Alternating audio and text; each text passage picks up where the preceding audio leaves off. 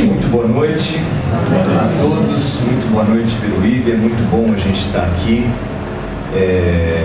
dando importância para aquilo que realmente é importante. A gente sabe que por trás de um evento como esse tem muito trabalho, mas trabalho também tem o ano todo, né? A gente nunca para. Então, parabéns para todos que se organizaram, que fizeram toda a infraestrutura, parabéns para o grupo que se apresentou. É muito importante a gente estar se unindo para fazer coisa boa. A gente se une para fazer tanta coisa ruim, né? O ser humano se une para fazer tanta coisa que a gente pensa assim, puxa, por quê? E de repente a gente se unir para o bem, para o espírito, para se aproximar de Deus, é uma magnífica decisão. E esse tema também é muito interessante, que a gente possa pensar a respeito de família. Mas a gente quer pensar a respeito da questão da família, a função da família no projeto pedagógico de Deus. Porque Deus tem um projeto pedagógico para nós. Deus, ao contrário do Deus punidor, que é passado por outras formas de pensamento, Jesus ensinou para a gente um Jesus e um Deus que são educadores, eminentemente educadores. Então, entender esse projeto pedagógico de Deus e o papel da família dentro do projeto pedagógico de Deus é extremamente interessante para todos nós. Parabéns para vocês que escolheram o tema. Vocês já tiveram aqui na cidade algum caso daqueles hoje chamados acumuladores de lixo? Aquelas pessoas que quando você vai ver, vem a defesa civil, denúncia, rato, barata, porque a pessoa juntou lixo feito uma coisa absurda. Já teve algum caso assim na cidade? Hoje já tem até série a respeito disso. Tão comum esse tipo de coisa. A pessoa começa, os vizinhos denunciam, vão as autoridades até o local e tiram caminhões de lixo daquela casa. Você já imaginou o que é isso? Caminhões de lixo, a pessoa nem sabe por que está fazendo aquilo, mas tecnicamente a psicologia chama de pessoas portadoras de transtorno obsessivo compulsivo. Elas fazem aquilo sem poder, sem haver uma razão lógica para aquilo, elas não entendem muito bem por que fazem aquilo. Vocês acham que vocês são acumuladores? Vocês acham que são? Isso não. Pois é. As pessoas erram com vocês? Alguém já errou com você na vida? Vocês acham? Alguém já errou com você alguma vez na vida? E você já errou com alguém na vida? Muitas vezes. Quando a gente erra com os outros, que sentimento a gente guarda? Quando a gente erra com os outros, que sentimento vem à nossa alma? A culpa. E a culpa, vocês acham que do ponto de vista espiritual é o quê? Lixo. Lixo. Quando os outros erram conosco, que sentimento vem à nossa alma? Raiva. Às vezes mais, às vezes ódio, projetos de vingança, tudo isso é lixo. Vocês já perceberam que a gente às vezes até cultiva lixo? Eu não sei na família de vocês, mas na minha, em situações de conflito, as pessoas às vezes vão lembrar de coisas e mágoas guardadas há 10, 20 anos. Bacelli esteve lá no nosso centro e ele falou que foi procurado por uma senhora que estava muito ferida, muito comovida. E ele se comoveu com aquela senhora e ela falou que estava assim porque o marido a havia traído. Também é uma coisa que não deve ter Peruíbe, né? Mas isso em outras cidades tem. Mas é claro que ela estava muito ferida, estava muito machucada, falou para o Bacelli o que era, falou para ele a situação. Depois dela ter desabafado um pouco, ele fez uma pergunta para ela, meio sem saber de onde veio a pergunta. Ele perguntou assim: mas minha senhora, há quanto tempo foi isso? Ela falou: 25 anos. Aí ele falou assim: minha senhora, ou perdoa, ou anda a vida. Pelo amor de Deus, a senhora carrega um problema há 25 anos. É isso que a senhora está me falando? Vocês já perceberam como a gente cultiva mágoas e culpas? A gente guarda as coisas e não sabe nem porquê. E da mesma maneira que o acumulador não sabe por que guarda lixo, nós também guardamos lixo espiritual. E tem mais lixo ainda. Tem um lixo chamado medo. Medo. A gente tem medo de muita coisa. Medo é um sentimento primário que dá origem a muita coisa que a gente faz. Muita violência vem por medo. A pessoa tem medo e prefere atacar do que sofrer. Tem gente, por exemplo, que tem deficiência capilar. A gente não fala careca porque fica feio, né? Aí a pessoa já usa assim, já sabe que chega nos lugares que o pessoal pode tirar sarro, então já começa tirando sarro antes. Pra quê? Pra tentar queimar o bullying, queimar tirar o sarro, né? Outro que tem orelha de abana, a mesma coisa. Ah, vou sair voando por aí, ele já tira sarro dele mesmo pra ver se queima o negócio por antecedência. A pessoa que tem uma ferida aberta, ela acaba muitas vezes se agredindo e agredindo os outros, e vivendo a vida como uma guerra, e se entrincheira atrás de lixo ou atrás de mágoas e culpas, como se isso pudesse nos defender, e atrás de medos. Esses medos geram um outro tipo de lixo muito comum, que é o preconceito. O preconceito é uma prisão terrível para as nossas almas. Por quê? Porque cada ser humano que existe na Terra é um livro de sabedoria, é um portal de luz para todos nós. Aí vamos supor que você tenha um preconceito contra negros. E os negros no Brasil, com algum critério meio elástico, você vai ter 60%, 70% da população negra, mulata, parda, né? Aí se você tem um preconceito com negros, você fechou 60% das portas da sua vida. Se você também tem um preconceito com mulher, os 40% restantes, dos 40% restantes, 20% são mulheres. Isso quer dizer que você vai perder outros 20% de livros e portais de sabedoria para a sua vida. Aí se você também tiver preconceito com um gay, com um nordestino, com corintiano vale a pena, né? Se você tiver acumular outros preconceitos, são todas portas. É mais ou menos como se a nossa vida, a nossa alma fosse esse salão, e eu falasse assim, o meu preconceito contra negros, e eu fecho essa porta e aquela janela. Mas fecho e quebro e ponho cimento com tijolo. Aí eu tenho preconceito com outras condições sociais e vou fechando, chumbando, emparedando as portas e as janelas. Essa, inclusive, todas. Aí quando eu fechei todas, eu posso até me sentir seguro. Posso falar, puxa, aqui dentro agora eu estou seguro. Mas eu estou também sozinho. Eu estou também isolado. Eu estou também preso. Preso aonde?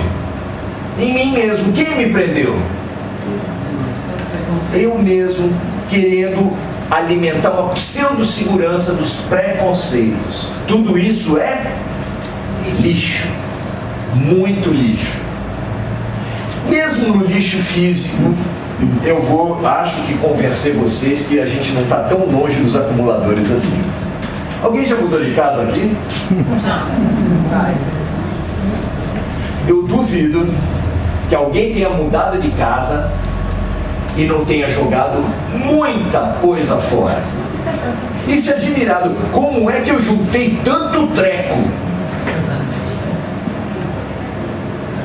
A mudança, esse paralelo é fantástico. A mudança faz a gente perceber a quantidade de lixo acumulado. A melhor maneira de você jogar coisa inútil fora é mudança. E isso é muito simbólico, muito interessante. Tem alguma lição que a gente pode aprender com isso. Porque nós temos muito lixo acumulado e também queremos saber como desfazer, como reciclar. Vocês têm carrinheiro aqui, catador de lixo? Sim, muito. Qual é a diferença que tem entre o carrinheiro e o acumulador? Os dois catam lixo, os dois saem para a rua para catar lixo. Qual a diferença que tem entre o carrinheiro e o acumulador de lixo? O carrinheiro vai ganhar um dinheirinho ainda. Ele vai ganhar um dinheirinho e ele não pega aquilo para armazenar só. Ele movimenta. E movimento é um importante sentido para a vida. Tudo que está parado está mal. Então a mãe, e essa é uma das experiências mais difíceis, que traz muita gente para uma casa espírita, para a doutrina espírita, uma mãe e um pai que tem um filho falecido, passam por uma situação extremamente difícil, que merece todo o nosso respeito e solidariedade, mas o fato é que algumas dessas pessoas mantêm as roupas no armário, mantêm os calçados, mantêm todas as coisas apodrecendo. E tudo que é parado é doença, tudo que é parado é ruim. Sangue parado, nossa, se você tiver um coágulo no cérebro, você está com um problema enorme. Água parada em tempos de dengue, chikungunya, zika e mais todas as outras variações, a gente sabe qual é o problema que tem a água parada. Sentimento parado, a gente também já conversou hoje. Mágoas, culpas, medos e preconceitos são sentimentos parados. Já se você movimenta isso, você começa a encontrar sentido, você começa a encontrar maneiras de conviver e de melhorar a partir do seu lixo. Mais concretamente, para o nosso paralelo, formas de reciclagem de lixo. Nós precisamos muito aprender a reciclar. Acumuladores como nós somos, nós precisamos muito aprender a reciclar lixo. Como a gente erra, guarda mágoas, guarda culpas, os outros erram conosco, e a gente sabe qual é o remédio. Qual é o remédio para as nossas mágoas, para as nossas culpas? Qual é? Perdão. É perdão. Como a gente já sabe disso, sempre que erram conosco, já no dia seguinte, a gente vai lá e fala para a pessoa: olha, você se equivocou, mas nem se importa com isso, fica tranquilo, porque eu não guardo mágoas. Não é assim que a gente faz? Ah, eu tenho certeza. Quando a gente erra com os outros, então mais rápido ainda, não é? Nós somos espíritas, a gente leu, sabe de cor, a 919A do Livro dos Espíritos, onde Santo Agostinho ensina a gente como ele fez para fazer a reforma íntima, como ele fez para se transformar, que só para lembrar, ele diz que ao final de cada dia fazia um balanço da vida dele, do dia dele. Eu prejudiquei alguém nesse dia? Como eu me portei? Será que eu falei uma palavra que pode ter sido mal interpretada? Ele chegava a se perguntar: será que eu fiz todo o bem que eu podia? E isso lhe dava um programa imediato para o dia seguinte. Por quê? Porque o perdão, o arrependimento, a reconciliação são chamamentos urgentes, tão urgentes que o único momento em que Jesus toca a gente para a pressa, faz a gente correr, é quando ele fala assim: se alguma vez você estiver indo para a sua casa de oração, e isso inclui o centro espírita, e lembrar que tem alguém com mágoa de você, deixe a tua oferta no altar. Vamos dizer assim, para o nosso caso que não tem oferta, a gente pode falar: aquele dinheirinho que você estava reservando para a noite da pizza, para o bazar, ou para uma doação qualquer, guarda isso. E Jesus falou: e reconcilia-te já com o teu adversário, para que não aconteça dele te denunciar para o policial te denunciar para o promotor te acusar para o juiz te condenar e o carcereiro te prender. É lógico que tudo isso é simbólico. Não se trata de você ir necessariamente para a cadeia física, para a cadeia policial, mas para a cadeia das mágoas e das culpas. Porque quando a gente enraiza na forma de culpa no coração de alguém, meu amigo, você vai ser lembrado. Você vai ser lembrado por muito tempo. Os romances estão cheios de projetos de vingança, de fatos que aconteceram há 300 anos, há 400 anos, e o projeto de vingança está ali, ó. Vingador e vingado se aprisionando, se escravizando, se algemando uns aos outros. Imagina o que é ficar 400 anos paralisado num sentimento como esse. Joana de Ângeles usa uma imagem fantástica. Ela fala que a mágoa é uma pedra incandescente que você tira, você pega na mão para atirar em alguém. Vamos supor que seja nela, lá longe, né? Aí eu pego aquela pedra para acertar nela. Acertar nela é uma possibilidade. Que a minha mira pode estar meio ruim, ela pode dar uma desviada. Agora, queimar minha mão é uma certeza. Então, assim como o pincel, para pintar a parede, pinta primeiramente a si mesmo, claro. Assim como eu, para tirar minha pedra incandescente, eu queimo primeiro a mim mesmo. A mágoa e a culpa que a gente cultiva para atacar os outros, para se defender dos outros, ela encarcera a nós mesmos. Agora imagina Jesus Cristo e seus assessores olhando as nossas vidas, 10, 15, 50, 100, 200 vidas que a gente não aprende a lição do perdão. Tanto é que nós rimos de nós mesmos quando eu falei aqui que a gente pede perdão no dia seguinte. A gente riu de quem? De quem? De nós mesmos. Por essa incapacidade, vendo a gente cultivar ódios, cultivar mágoas, num círculo de vinganças mútuas, numa vida eu sou o algoz, você é a vítima, mas você fica tão magoado que na outra vida, ou naquela mesmo, você já vem como obsessor para cima de mim, e nós ficamos presos, atolados nisso. A gente no movimento espírita, se não sabe disso, vai saber onde. Quantos vingadores vêm até uma reunião de desobsessão? Quantos? Uma vez perguntaram para Chico Xavier, você tem obsessor? Ele falou, vários.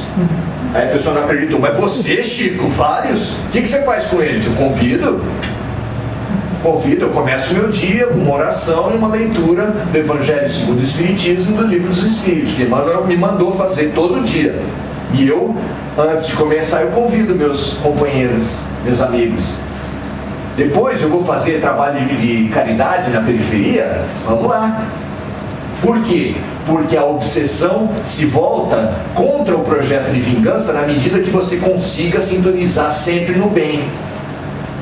Que talvez não seja o caso de nenhum de nós no nível de Chico Xavier. Acho que para chegar lá ainda está faltando um pouco. Vamos fazer um teste aqui com vocês. Vou fazer um teste. Quem aqui, assistindo o Jornal Nacional, já fez uma oração por um senador corrupto? Levanta a mão. Ajuda a contar, por favor. É fácil contar, né? Você viu que, ó, os dirigentes da casa, o palestrista, todo mundo. E Jesus falou o que pra gente? Amai, nem perdoar. Ele falou, amai os vossos inimigos. E a gente vê o pai atirando a filha do sexto andar, a gente vê o avô estuprador, a gente vê o senador corrupto, e entra no milagre da multiplicação do ódio.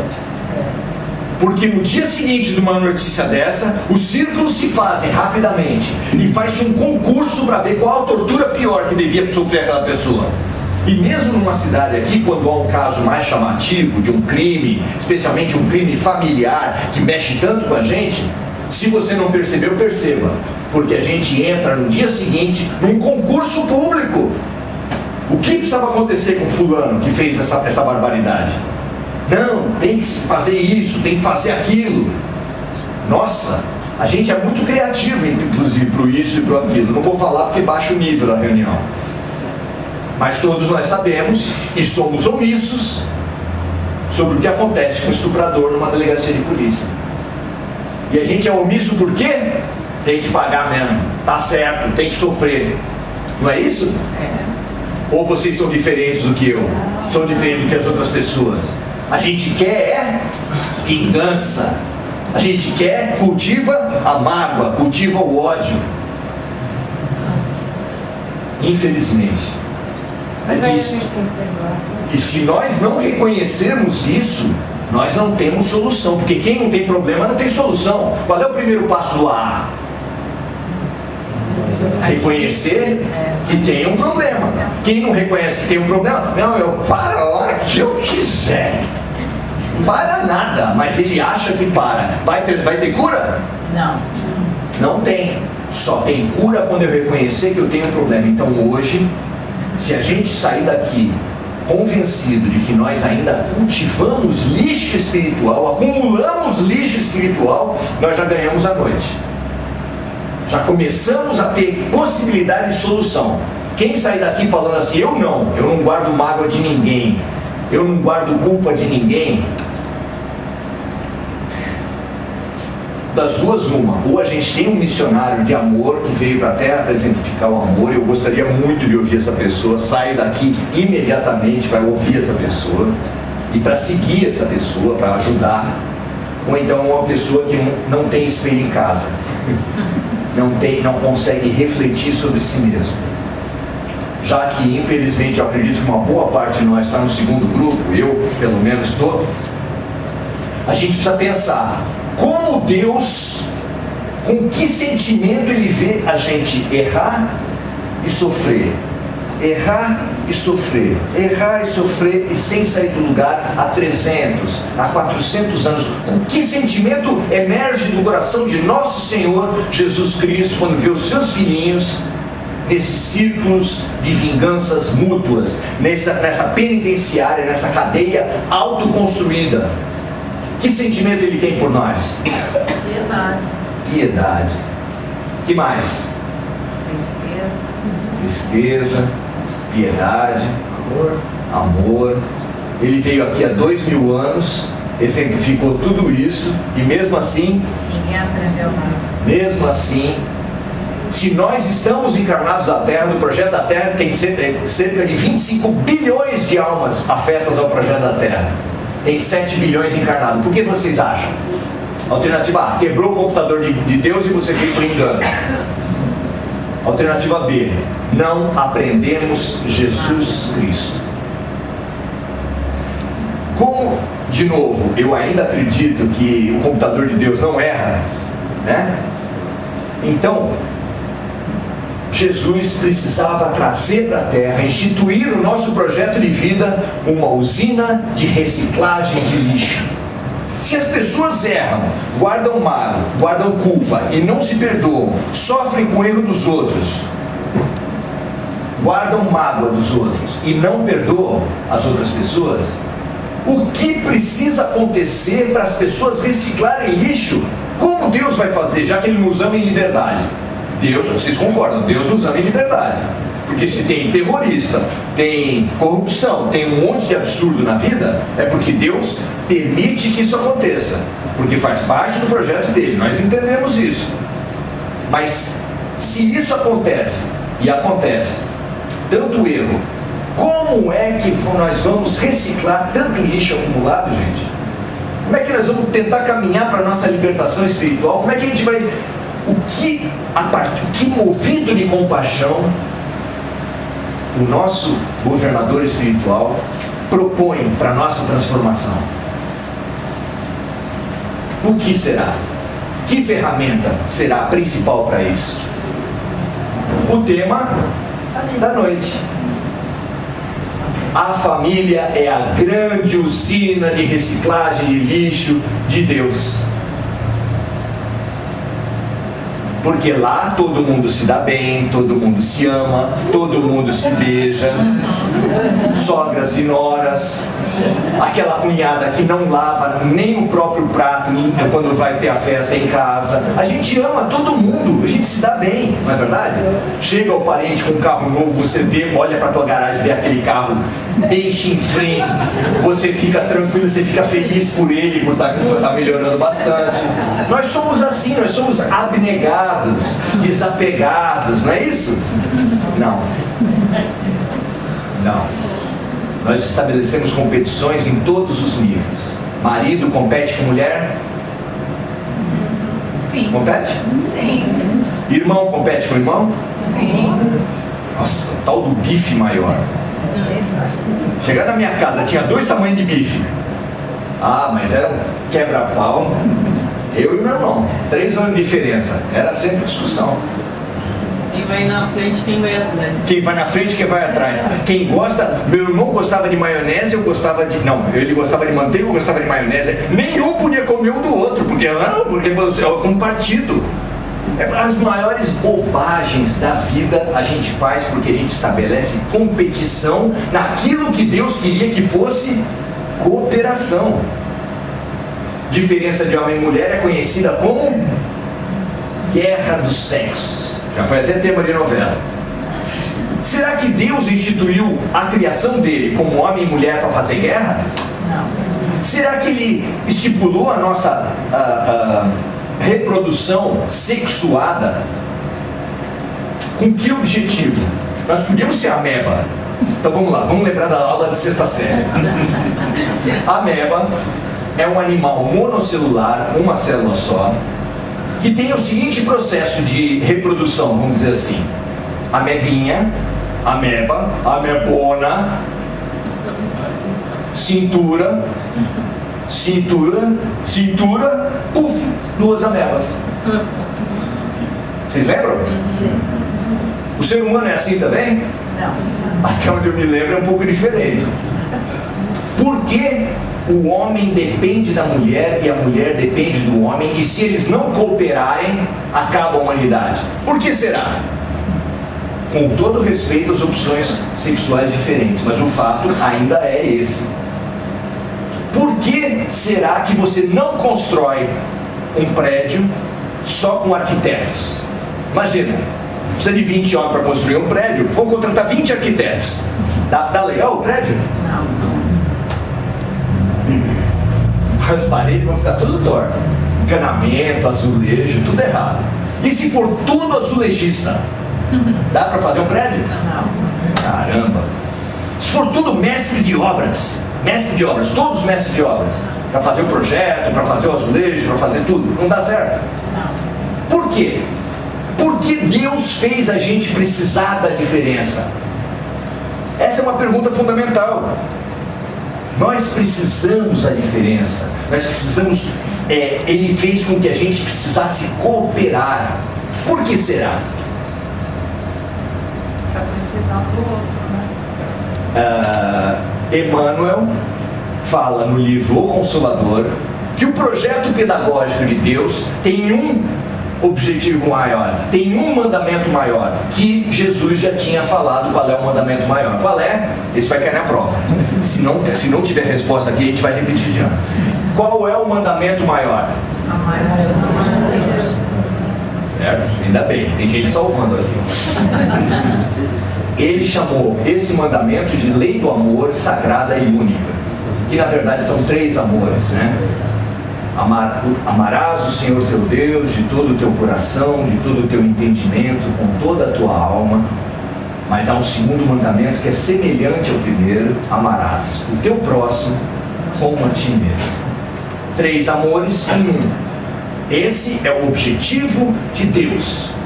Mas como nós somos muito arredio, ele faz com que essa aproximação vá gradativamente, cada vez de um jeito. E se a gente fosse discutir isso mais longamente, daria para fazer um seminário. Porque o livro do italiano que se radicou em São Vicente depois, Pietro Ubaldi, A Grande Síntese, ali é uma maravilhosa e difícil leitura que fala da nossa evolução, que vocês já sabem que não vai... Os religiosos e os cientistas brigam para saber se nós viemos do macaco ou não. No espiritismo a gente fala assim, nós não viemos só do macaco. Nós viemos também das plantas. Nós viemos dos átomos. A nossa evolução vai do átomo ao arcanjo. E quando a gente é átomo, quando a gente é matéria, quando o nosso princípio ainda está regido pela lógica da matéria, a matéria atrai matéria. Como é que é o nome dessa lei? A lei da gravidade, ou a lei de atração dos corpos. Esse é o rudimento da lei de amor. Depois, quando a gente é planta, a gente também vai ter uma atração. Quem já já cultivou mamão em casa sabe que se você não tiver um macho e a fêmea, também não dá fruto. E nós vamos precisando, como animais, depois como seres humanos, e cada vez precisando mais cooperar.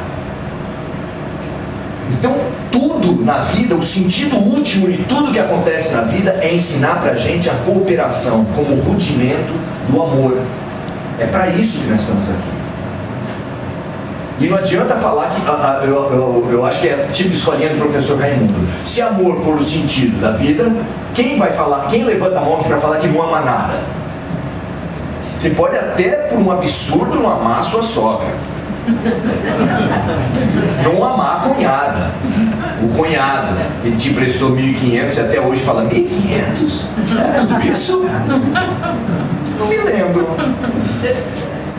Mas você pode até ter aversões e ter problemas com o seu filho, porque a gente acha uma vergonha muito grande um pai ou uma mãe não gostar, não se afinar com filhos, mas isso é um fenômeno claro, evidente. Isso acontece porque a família é a usina de reciclagem de Deus. Mas nós podemos aprender essa diferença, aprender a fazer da diferença um projeto de cooperação. O homem, quando descobre que tem alguma coisa para aprender com a mulher, o homem tem alguma coisa para aprender com a mulher? Vocês acham? Sim. O homem tem alguma coisa para aprender com a mulher? Desde cedo, se a gente começa a falar para o pai fala assim, o que você gosta de fazer, menino? Eu gosto de poesia. Não, agora eu estou gostando de balé. Nem o pai nem a mãe gostam dessa história. Tudo que é manifestação de sentimento é proibido para o homem. É mais ou menos como se você pegasse uma panela de pressão e tampasse a válvula, deixasse no fogo alto. O que acontece? O homem está explodindo? De cada 10 pessoas presas, 9 são do sexo masculino. Então, a gente, de cada problema no trânsito, briga de torcida, agressão doméstica, violência contra a criança, tudo é problema na escola, criança com problema na escola, mesmo que a mulher tenha crescido bastante, porque a mulher já conquistou várias coisas importantes, né? O AVC, a calvície, tem uma série de coisas importantes que ela já conquistou. Não, brincadeira. Mas, na verdade, nós temos feito da diferença guerra. A diferença entre ricos e pobres, ela poderia ser uma cooperação, porque você não vai ter emprego para muitos pobres se não tiver um rico que aceite o investimento, aceite o risco de investir. Se tem algum comerciante aqui, vai saber dizer para a gente como é a vida do comerciante. Você abre um negócio e você já não dorme com a mesma tranquilidade de um assalariado. O assalariado, mal e mal, sabe que enquanto ele tiver um emprego, o salário dele vem no final do mês. E o comerciante? Ele pergunta para si mesmo, quanto eu vou ganhar esse mês? Ele sabe? Não sabe. Não sabe. Então, é muito importante a iniciativa privada cooperando com o trabalhador, porque o empresário também, se não tivesse quem trabalhasse, não tivesse mão de obra para ele, também não dá. Todas as diferenças foram feitas por Deus para a gente cooperar. Só que a gente não gosta muito dessa parte, a gente gosta de competir. Tudo se transforma em guerra. É a guerra dos sexos entre homem e mulher, é a luta de classes entre ricos e pobres. Tudo se transforma em guerra. A gente não aprendeu isso ainda. Aí Deus criou o Instituto da Família. 3 forças poderosas atuam no Instituto da Família como 3 máquinas de reciclagem de lixo. A primeira delas chama-se esquecimento na infância. Esse pilar é fundamental para haver a reciclagem do lixo. Vocês concordam? Já imaginou você lembrar de uma outra vida em que a sua mãe fez muito mal para você? Seria uma boa lembrança? Não. Ficaria bacana a sua vida, a sua família? Todo o projeto pedagógico de Deus ia complicar, porque você na outra vida não foi possível você esquecer e perdoar. Volta toda a mágoa, volta todo o ódio, e isso às vezes volta e as pessoas não sabem por quê. Tem muita gente que até hoje reluta em falar, mas em particular, para alguém muito próximo ela falaria: eu não gosto da minha mãe. E eu já cheguei à conclusão, não sei nem porquê, não vou com a cara dela, nunca gostei. Isso é da vida, gente. É fato que acontece. Mães com filhos, filhos com mães, irmão com irmão. Tem irmão com irmão que não tem nada a ver um com o outro. Eles não disputam só por rivalidade, é porque eles têm mágoas, eles têm raiva um do outro. E isso é a usina de reciclagem de lixo em franca operação. Mas para essa reciclagem acontecer, precisa haver o esquecimento na infância. Por quê? A criança, não precisa ser psicólogo para saber isso, a criança, no primeiro ano de vida, no segundo, até os 12 anos, é formada a personalidade dela. Até os 12 anos você vai ter um ser humano aberto para aprendizado. Não tem época da vida em que você está mais disponível intelectualmente e afetivamente. E essa disponibilidade faz você se transformar, faz você transformar inimigos ou em amigos, ou em afetos, ou aquele meio termo. Porque existem umas relações que a gente fica entre amor e ódio, fica assim, você vê que gosta muito, mas também não gosta nada, e porque o ser humano é assim. Esse esquecimento, e nós sabemos isso dentro do Espiritismo, se não houvesse o esquecimento na infância, você não teria como reciclar lixo de gente teimosa, de gente casca grossa, como nós. O segundo pilar da família é o pilar biológico.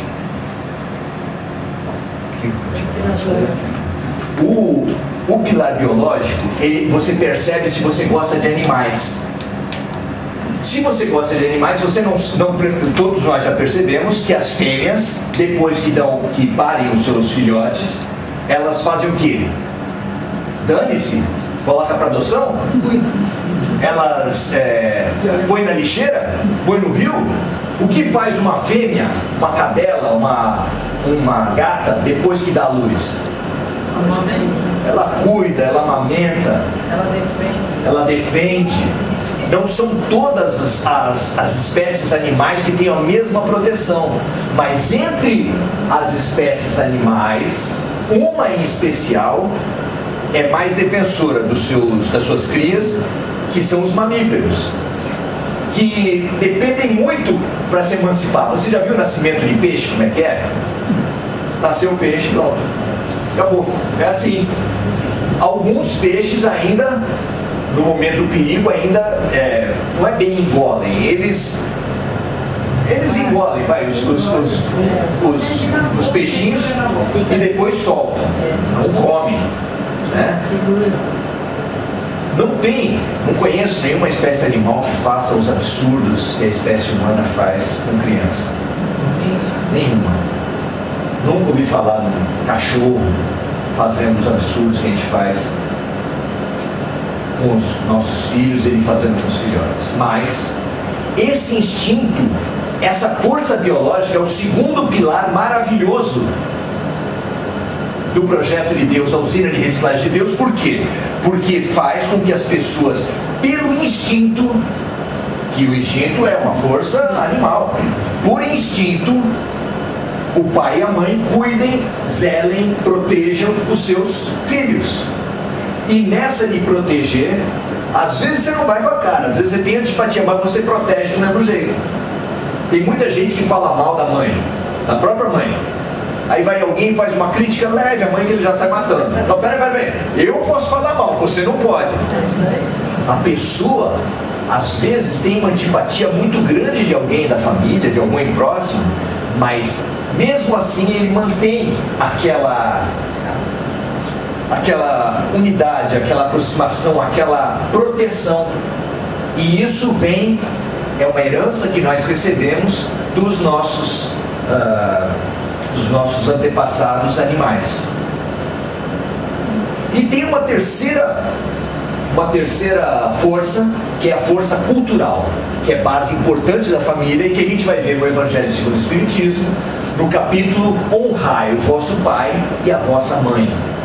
É um mandamento de Moisés, e que nós sabemos que existe um valor cultural que Moisés expressa muito bem, que é dever dos filhos honrar os seus pais e as suas mães. Honrar, cuidar, zelar, proteger. Eu sei que não é todo mundo que cumpre, mas basicamente nós temos esse dever. E esse dever, essas três forças atuando juntas, uma cooperando com a outra, é que permitem que inimigos de muitas vidas, ao se reencontrarem como mãe e filho, como irmãos, como dentro da mesma família, eles acabem pelo menos atenuando muito as mágoas e culpas. Em alguns casos, atenuar muito é uma vitória. Não se matar, já tem festa no céu. Beleza, não se mataram, olha que beleza. Quase, né? É para parar a unha. Então, nós temos essa possibilidade. E quando você eleva a teu ponto de vista para esse ponto de vista da eternidade, que isso nos possibilita o Espiritismo, minha gente, é um enorme ganho. É um enorme ganho. Porque o que você faz quando você tem uma mãe que não gosta de você? 10 anos de psicoterapia, mágoas, às vezes descarrega no próprio filho e vai eternizando um padrão de ódio. Por quê? Porque você não consegue entender, não consigo aceitar. Desde a escola, Dia das Mães, todo mundo alegre para fazer um presentinho para a mãe e eu com raiva da minha mãe. Ou então eu, querendo dar o presente para minha mãe, dou o presente para a mãe, a mãe joga no lixo. Todas as mães gostaram, por que só a minha mãe não gostou? Por que só eu tenho ódio da minha mãe? E a pessoa fica carregando isso para muito tempo, porque só fica o aspecto moral. Se eu descumpro uma lei de Deus, ou se eu descumpro um mandamento da biologia, ou se eu descumpro um valor humano, eu não devo ser grande coisa. E aí a pessoa começa a se colocar para baixo, ou então aumenta o ódio com relação à mãe. Já vindo para o Espiritismo e levantando o teu olhar para a eternidade, você fala, e alguém fala no teu coração, antipatia gratuita.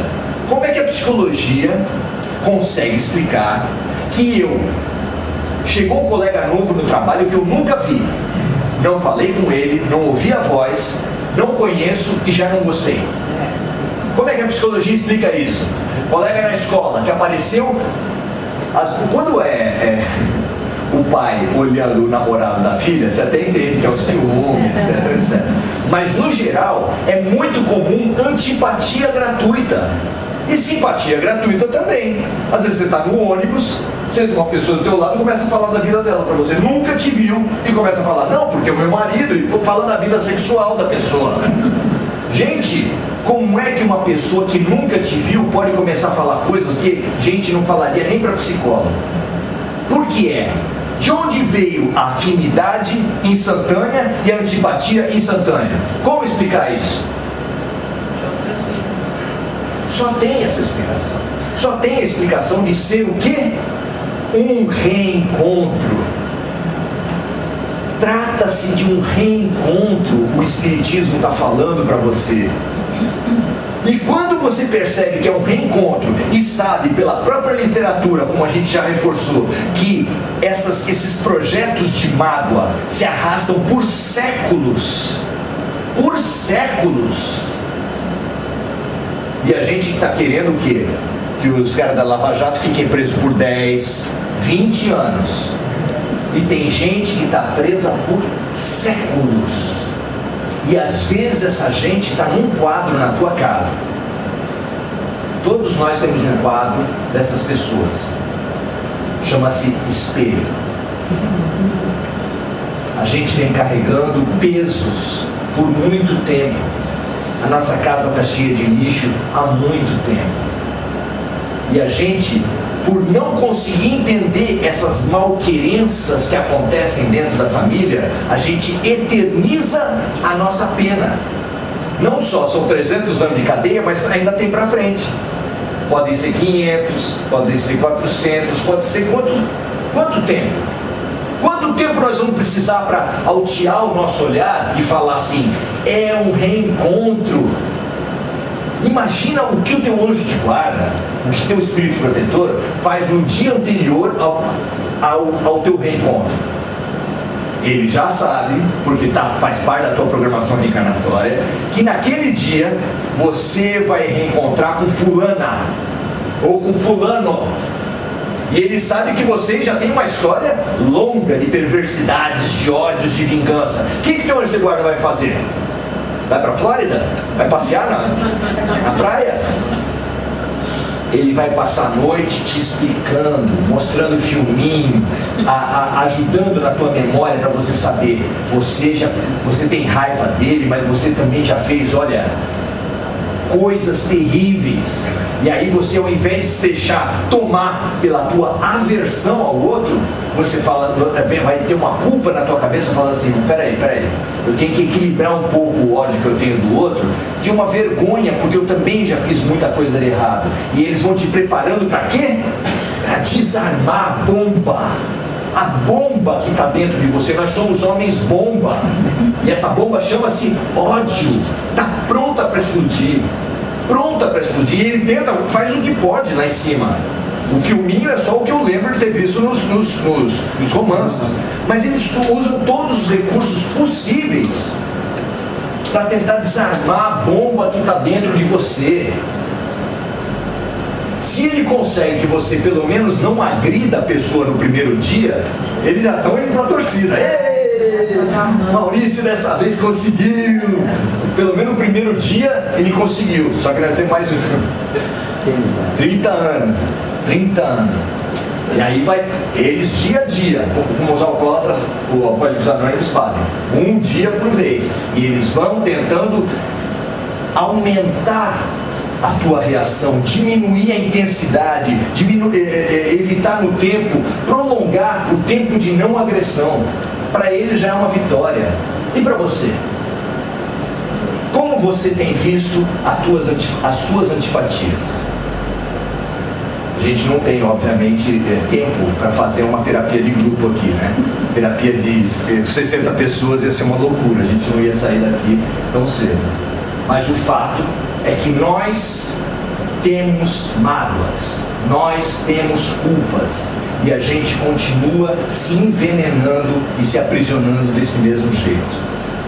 Hoje, na abertura da atividade, na abertura do mês espírita de Peruíbe, nós estamos sendo convidados a olhar a nossa família como uma usina de reciclagem de lixo. E cada conflito que acontece dentro da nossa família, mas também dentro dos outros ambientes, cada reencontro que você vive nos outros ambientes, como uma grande oportunidade de libertação. Porque o preso que está preso há 300 anos, baita oportunidade de libertação, concorda comigo? Já imaginou você está preso há 300 anos com uma pessoa e consegue diluir, perdoar e falar assim, olha, cada um seguir a sua vida, eu não vou querer me vingar, eu fui prejudicado por você, mas eu vou deixar a vida rolar porque eu quero a minha liberdade, eu quero a minha autonomia, eu quero o meu crescimento. Quem tem essa grandeza? Eu tenho certeza que todos vocês já tiveram esses momentos de abrir mão do ódio, abrir mão do seu direito de vingança Nós precisamos aprender a fazer isso, não para melhorar o outro, não para ganhar mais bônus hora em nosso lar, que eu nem tenho certeza se a gente vai conseguir ir para lá, mas por nós, para a nossa vida fluir. Se você chamar um homeopata aqui, ele vai falar para todos nós do que faz uma mágoa no teu corpo. Pode ser úlcera, por exemplo. O que faz a culpa na tua cabeça? Pode ser insônia. Talvez tenha pessoas com problema de sono aqui. É raro acontecer, muito raro. Pela risada você já percebeu que não é tão raro assim.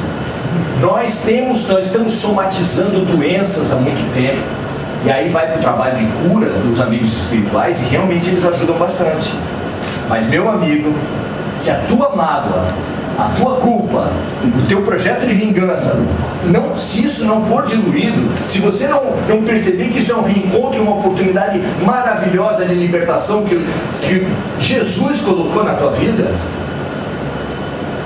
tanto o trabalho do médico espiritual, médico da carne, quanto do médico espiritual, vão ser apenas efeito. Vão ser apenas trabalhar o efeito que a pessoa já sai, toma um passe, melhora, mas já sai dali odiando. Já sai dali pensando que ele precisa fazer amanhã para pisar no calo do outro. Vocês acham que o Espírito pode fazer o quê? Se Jesus, ao curar as pessoas, falava, a tua fé te salvou. Se Jesus precisava da fé das pessoas, que médium de cura vai ser superior a Jesus? Qual? Ao contrário, Jesus falou, vinde a mim todos vós que estáis sobrecarregados, porque eu vos aliviarei. Jesus não prometeu a cura para a gente. Quando ele conseguiu curar, ele deu metade do crédito para nós mesmos pela nossa cura, pela nossa fé. Então, gente, a nossa transformação, o nosso papel, o papel da nossa emancipação, da nossa cura, da nossa libertação, é unicamente de um ser. Michel Temer. Não. Dilma. Trump. Lula. Na mão de quem você tem colocado a tua felicidade? Gosto muito de uma história. De um encontro de casais em que tinha um cara falando na frente. Sempre tem uns palhaços para animar o pessoal, né? Falando na frente. Aí ele imaginou a seguinte dinâmica. Colocou lá na frente uma frase assim: o seu marido lhe faz feliz? E aí começou a entrevistar mulher por mulher. O que ele esperava que acontecesse? A competição que existe, porque não é só entre homem e mulher, mulher e mulher, né? Aí a competição que existe entre as próprias mulheres ia fazer, e fez mesmo, com que uma começasse a elogiar mais o marido do que a outra. Não, meu marido me faz muito feliz. E aí começava e o cara subindo. Aí a vez dela, ela colocava mais lá em cima ainda. Você tá me deixando apavorada. Tô aqui. E assim, sucessivamente, as mulheres foram competindo para ver quem elogiava mais o marido. Até que chegou a chata. Porque sempre tem uma chata. Esse caso era uma chata fantástica. Ela falou assim: o meu marido não me faz feliz. Aí deu aquele silêncio, esse silêncio. E todo mundo olhando pro marido, né? E imaginando. Tá? O que acontece, né? Já começava a ter fofoca, você viu. E ela rapidamente pegou assim: o meu marido não me faz feliz, porque a tarefa de me fazer feliz é minha, não é dele. Aí deu esse silêncio, acabou a dinâmica do cara, ele tirou o negócio da parede, não tinha mais o que fazer. Porque a nossa tarefa de emancipação é unicamente nossa. Nem Jesus pode fazer por nós. Depende da nossa boa vontade e da nossa lucidez. Se além de reconhecermos que nós temos sido acumuladores de lixo espiritual, nós também conseguimos um outro ganho na noite de hoje, vai ser fantástico. Esse outro ganho é reconhecer as mágoas e as culpas que nos têm atravancado a vida, que nos têm adoecido o corpo,